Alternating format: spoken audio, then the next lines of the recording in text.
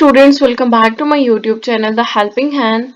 So I'm back with the same videos with the same unit, the last lesson, जिसका कि हमने समझा था, समरी की थी जबकि फ्रांस को एमहमल क्वेश्चन पूछता and he was unable to answer about the participles and he felt ashamed about this कि he didn't know the French.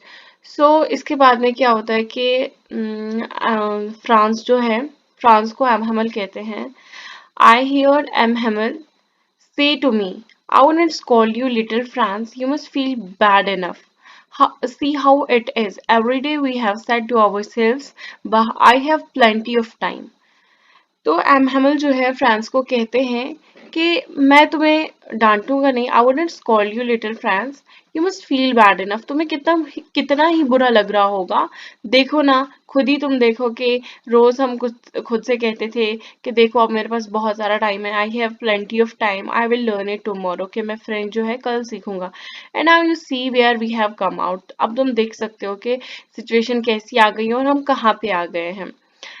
That's the great trouble with Alsace. Alsace के साथ में ये बहुत परेशानी और दुख की बात है. She puts of learning till tomorrow. कल तक मतलब उसने अब लर्न करना छोड़ दिया. अल्सीस की जो डिस्ट्रिक्ट थी, क्योंकि अब उसको ऑक्युपाई कर रहा था, या जो हम कहेंगे कॉन्क्वर किया था जर्मन ने, तो अब वो अपनी फ्रेंच नहीं सीख सकते थे. Now those fellows out there will have the right to say to you, how is it you pretend to be Frenchman and yet you can neither speak nor write your own language. तो M Hemal जो है France से कहता है कि देखो वो जो फेलोज है, जर्मन फेलोज जो है, वो तुम्हें बोलेंगे कि कैसा है, तुम कैसे हो. तुम खुद को फ्रेंचमैन तो कहते हो, बट ना तुम फ्रेंच लिख सकते हो, neither you can speak nor you can write, but you are not the worst. Poor little Franz. M Hamel इसको फ्रांस को कहता है कि तुम ही जितने, तुम्हारा ही ये बुरा हाल नहीं है. We have all a great deal to reproach ourselves with. हमें भी रिग्रेट करने की बात है इसमें कि हम भी इसका जो है जवाब नहीं दे पा रहे. मतलब अगर देखा जाए तो वो खुद को क्रिटिसाइज कर रहे हैं, सभी को क्रिटिसाइज कर रहे हैं. रिप्रोच आवरसेल्व्स विद, खुद को क्रिटिसाइज कर रहा है जो एमहमल, कि हम सबका इसमें कसूर है. You are not the only one. France. Your parents were not anxious enough to have you learn. कि जो उनके पेरेंट्स थे उनने भी उतनी परवाह नहीं की कि वो सीख लें. वो स्कूल तो आते थे बट उतनी परवाह नहीं की उनने. They preferred to put you to work on a farm और at the mill so as to have a little more money. उनके जो पेरेंट्स ने थे उनने प्रायोरिटाइज किया किस चीज़ को, कि चलो वो ज़्यादा पैसा कमा के लाए, फ्रेंच सीख के मिलेगा ही क्या. And I have been to blame also. He also reproaches himself के मुझे भी blame किया जाता है. Have I not often sent you to water my flowers instead of learning your lessons? क्या मैंने तुम्हें अपने जो पौधों को पानी डालने के लिए नहीं बोला, अपने जो लेसन पढ़ने के बजाय तुमने मेरे पौधों को जो है पानी दिया. And when I wanted to go fishing, did I not just give you a holiday. तो जब मेरे को अपना जो हॉबी करने का मन करता था, हॉबी फॉलो अप करने का मन करता था, तो क्या मैंने तुम्हें एक हॉलीडे नहीं दिया. तो मतलब वो खुद को भी क्रिटिसाइज करता है, स्टूडेंट्स को भी क्रिटिसाइज करता है, and also the parents. Then from one thing to another M Hamel went on to talk of the French language. फिर एक चीज से दूसरी चीज में वो बात करते हुए फ्रेंच लैंग्वेज के बारे में बताना शुरू करते हैं, saying that it was the most beautiful language. कि जो फ्रेंच लैंग्वेज थी, एम हेमल अपनी फ्रेंच लैंग्वेज की तारीफ करते हुए कहते कि ये सबसे प्यारी लैंग्वेज, मोस्ट ब्यूटीफुल लैंग्वेज थी. Now you can see the map sketch. आप देख सकते हो कि कैसे ये जो हमारा ये पूरा फ्रांस आता है, ये फ्रांस पूरा एरिया जो है ये फ्रांस आता है. यू कैन सी हेयर ये जो दो डिस्ट्रिक्ट है, अल्सेस एंड लॉरेन, इसको कॉन्कर या ऑक्युपाई किया है जर्मनी ने. Not only the Germany but तब का जो प्रूशिया हम जिसको कहेंगे, तो तब Germany, Poland and also the parts of Austria थे, उन्होंने इसको ऑक्युपाई किया था. अल्सेस एंड लॉरेन, इन दो डिस्ट्रिक्ट्स के बारे में पढ़े. मे बी इसमें स्ट्रासबर्ग भी होता, बट ये जो दो डिस्ट्रिक्ट्स थी, अब इनमें क्या था कि इनमें अब फ्रेंच बोली जाएगी, फ्रेंच की जगह पे जर्मन बोली जाएगी क्योंकि जर्मनी ने कॉन्कर किया है। And this is the only the linguistic conquer, बाकी चीजें भी जो भी होती है, लेकिन हम यहाँ पे लैंग्वेज में हम बस इसी चीज को देखेंगे। तो एम हमल तारीफ कर रहे थे फ्रेंच की। It is the most beautiful language in the world, ऐसा एम हमल कहते हैं। द क्लियरेस्ट, सबसे clear, the most logical, that we must guard it among us and never forget it. हमें इसे बचाना चाहिए और इसे कभी नहीं भूलना चाहिए, because when a people are enslaved, as long as they hold fast to their language, it is as if they had the key to their prison. तो क्या कहा जाता है कि अगर किसी भी कौम को या किसी भी मतलब मुल्क को, लोगों को अगर गुलाम बना दिया जाता है, तो उनके पास तब तक उस प्रिजन की, उस कैद की चाबी रहती है जब तक वो अपनी लैंग्वेज बोलते हैं, अपनी लैंग्वेज पे डटे रहते हैं। फॉर एग्जाम्पल मतलब कि तुम, बहुत सारे लोग एक प्रिजन में फंस गए, हम एक साथ एक लिंग्विस्टिक कम्युनिटी के जो हम लोग हैं एक प्रिजन में फंस गए हैं, but we can make some strategies, अपनी लैंग्वेज में बोल सकते हैं जो कि दूसरा जो वहाँ पे गार्डियन होगा वो नहीं समझ पा रहा है। तो we have the key for the prison, मतलब कि हम स्ट्रैटेजीज बना सकते हैं। But if we do not know our own language, अगर हमें अपनी लिंग्विस्टिक वो नहीं पता, तो हमारे पास उस कैद से निकलने का कोई रास्ता नहीं होगा। तो then he open the grammar and read us our lesson. इसके बाद में वो जो है अपना ग्रामर खोलते हैं एंड वो हमारे लेसन को जो है रीड करते हैं, उसी लेसन को, पार्टिसिपल्स को। It was I was amazed to see how well I understood it. तो जो फ्रेंड्स जो है वो बताता है कि मैं परेशान हो गया कि कितने अच्छे से आज फ्रेंड्स को जो है वो वही टॉपिक, वही लेसन जिससे वो जी चुराना चाह रहा था और जिसका उसे पी भी पता नहीं था, यानी कि पार्टिसिपल्स का उसे लेटर, एक लेटर भी पता नहीं था, वो उसे आज कितने अच्छे से समझ पा रहा था। All he said seemed so easy, so easy. जो भी एम हेमल ने कहा वो फ्रेंड्स को बहुत ही इजी लगा। I think too that I had never listen so carefully. मुझे भी लगता है कि मैंने कभी गौर से नहीं सुना, and that he had never explain everything with so much patience. And ऐसा भी है कि एम हेमल ने कभी इतने पेशेंस के साथ में पढ़ाया ही नहीं, कभी समझाया ही नहीं, कुछ भी एक्सप्लेन किया ही नहीं। It seemed almost as if the poor man wanted to give us all he knew before going away and to put it all into our heads at one stroke. तो ऐसा लग रहा था कि एम हेमल जो है एक ही दम, in a single stroke, by only one single action जो है क्या करना चाहता है कि हमें पूरा सब कुछ समझाना चाहता है, पढ़ाना चाहता है जो वो खुद जानता है। After the grammar, we had a lesson in writing that day. M. Hamel had new copies for us, written in a beautiful round hand. France Alsace, France Alsace. तो उस दिन participles, English participle, French sorry French participles के lesson के बाद में जो आता है उनका जो ग्रामर की क्लास के बाद में उनकी राइटिंग की क्लास आती है, जिसमें कि एम हमल उन्हें हैंड ओवर करता है कुछ नई कॉपीज जिनमें बहुत ब्यूटीफुली राउंड शेप में लिखा होता है फ्रांस एल्सिस, फ्रांस एल्सिस।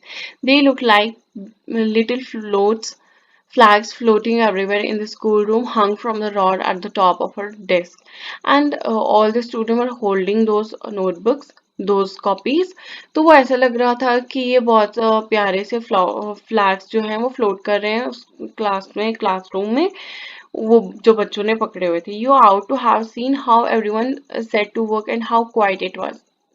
मतलब तुम देख सकते हो कि सब कितने शांति से थे, सब अपना काम कर रहे थे। The only sound was the scratching of the pens over the paper. सिर्फ अगर कोई भी अगर उस क्लासरूम में साउंड सुनी जा रही थी तो वो बस ये थी, पेन जो चल रहा था सभी के पेपर्स के ऊपर, उस स्क्रैचिंग की, उस बस वो साउंड सुनाई दे रही थी। मतलब इतनी साइलेंस थी, कोई आवाज नहीं कर रहा था, मतलब कोई शोर नहीं था।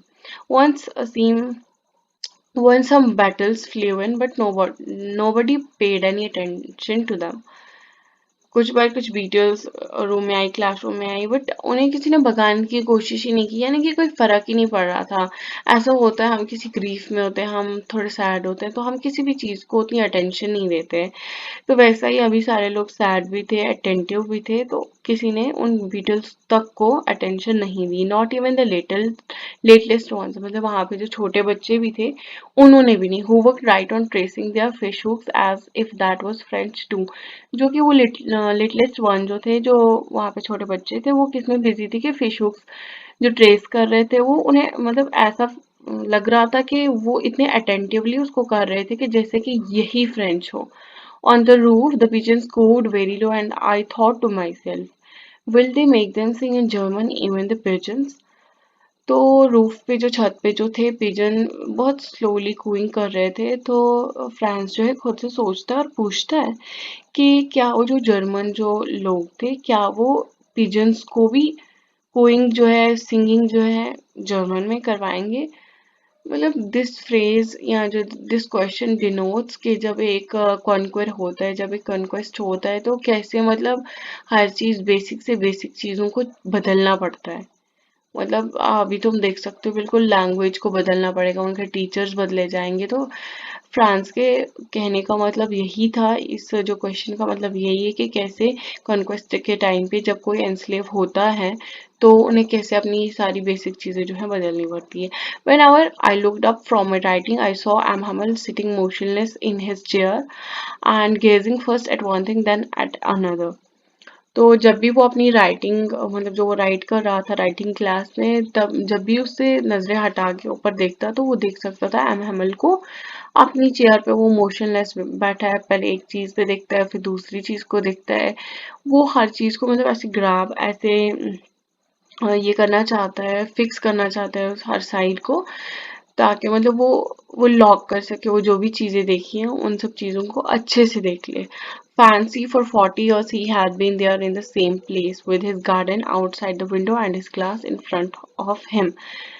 मतलब जो फ्रांस जो है वो बोलता है कि वंडरफुली, वाह, मतलब एस्टोनिशिंगली, कि 40 इयर्स तक जो है एमहमल सेम प्लेस पे अपना गार्डन जो है उसकी आउटसाइड द विंडो उसको देखते हुए और अपनी क्लास को हमेशा देखते हुए वहीं पे था.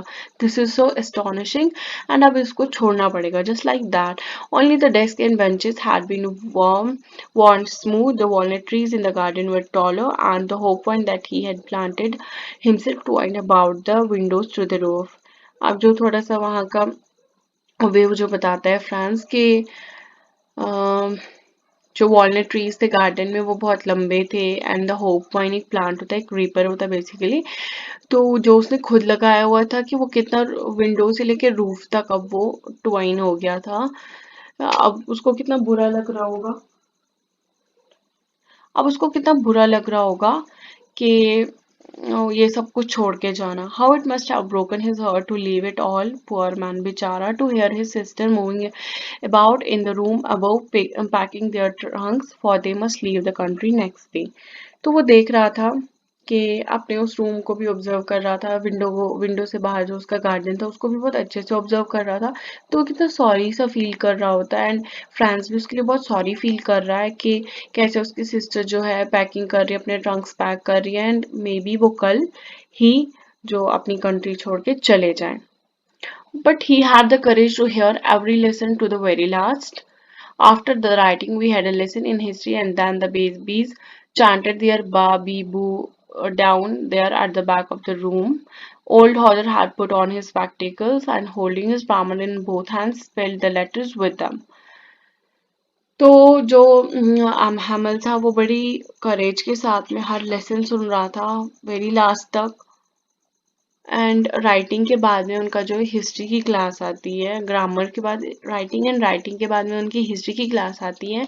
एंड उसके बाद में जो बेबीज है वो, मैंने कहा था ना कि यूनिसन में पढ़ते हैं, बा बी बू एक्सेट्रा, वो चांट कर रहे थे.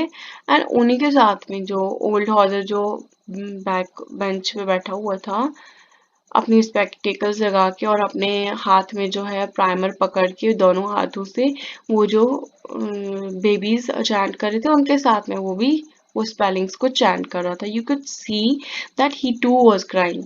ओल्ड हॉजर भी रो रहा था. His voice trembled with emotion, and it was so funny to hear him that we all wanted to laugh and cry.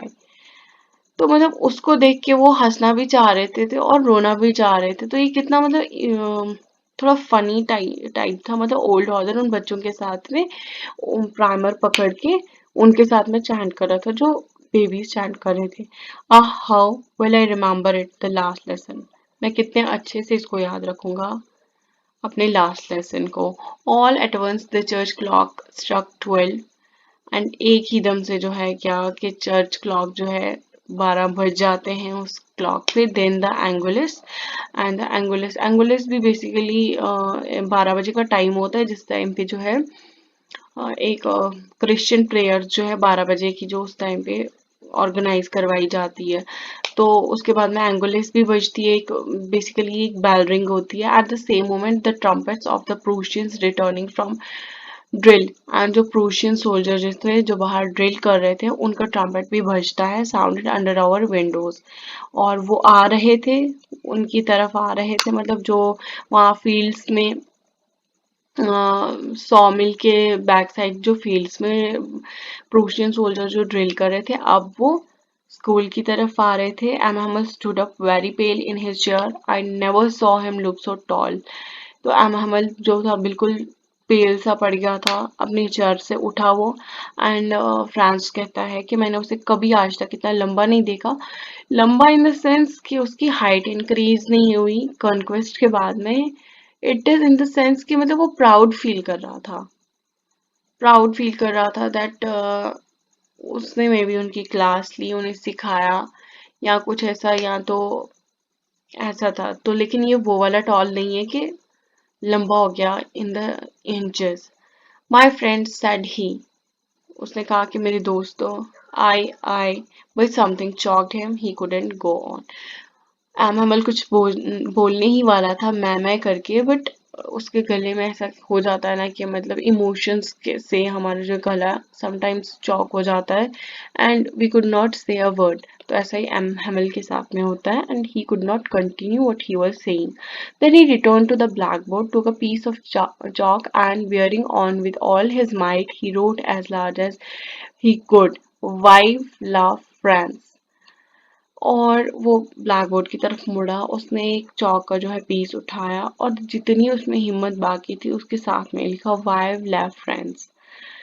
इसका मीन है, ये एक फ्रेंच टर्म है, इसका मीन है कि लिव लॉन्ग फ्रांस। ठीक है, तो ऐसा लिखने के बाद then he stopped and leaned his head against the wall and without a word he made a gesture to us with his hand, school is dismissed, you may go। And इसी के साथ में वो दीवार की तरफ मुंह करते हुए हाथों से इशारा करके कहता है कि school is dismissed, you may go. So this was all about the last lesson. Hope कि आप सबको बहुत अच्छे से समझ आई होगी and you will now be able to answer all the textual question. But if anybody needs any help regarding the solutions for the textual question, please join my Telegram channel. I will help you there. And apart from this, we will try to solve these two questions here. Hope you will now be able to answer them. What changes did the order from Berlin cause in school that day? Berlin से जो order आया था उसकी वजह से जो school में क्या क्या चेंजेस आए। सबसे पहले जो था कि जो कमोशन होती थी, जो इतना लाउड मतलब नॉइज होता था वो भी बिल्कुल था, इट वाज आल्सो स्टिल, बिल्कुल शांति थी। एंड आफ्टर दैट क्या था कि जो हमल था उसने जो अपना वो जो फॉर्मल जो वो ड्रेस कोड था वो डाल के आया हुआ था। एंड आफ्टर दैट जो विलेजर्स थे वो बैक बेंचेस पे बैठे हुए थे। जो जो फ्रेंड्स ने ऑब्जर्व किया, just you have to read or write that only. How did France feeling about M Hamel and school change? Franz की फीलिंग अपने स्कूल और एमहमल को लेके कैसे चेंज हुई? वो पहले उसे क्रैंकी, इसेंट्रिक या मिस्टीरियस समझता था, किसको? अपने टीचर एमहमल को। लेकिन वो बाद में उसे पुअर मैन करके मतलब कंसीडर करता है कि ही सो पुअर मैन। तो मतलब उसकी तरफ उसके लिए भी उसकी फीलिंग्स चेंज हुई कि वो कितना अच्छा है, ही सो काइंड। और वो बेचारा बेचारा बेचारा करके उसे बार बार में बार बार कंसिडर कर रहा था। एंड आफ्टर दैट स्कूल के बारे में कैसे चेंज हुई उसकी फीलिंग्स, कि उसे जो है मतलब हर चीज़ से प्यार हो रहा था, मतलब स्कूल के लिए हर चीज़ उसे अच्छी लग रही थी। पहले तो उसे इंटरेस्ट नहीं था, बट अब वो चाह रहा था उसको अपने लेसन्स में भी जो है इंटरेस्ट बन रहा था, उसे अपनी बुक से भी प्यार होने लगा था, and all this. So this was your last lesson. Hope so it was clear to you. Thank you.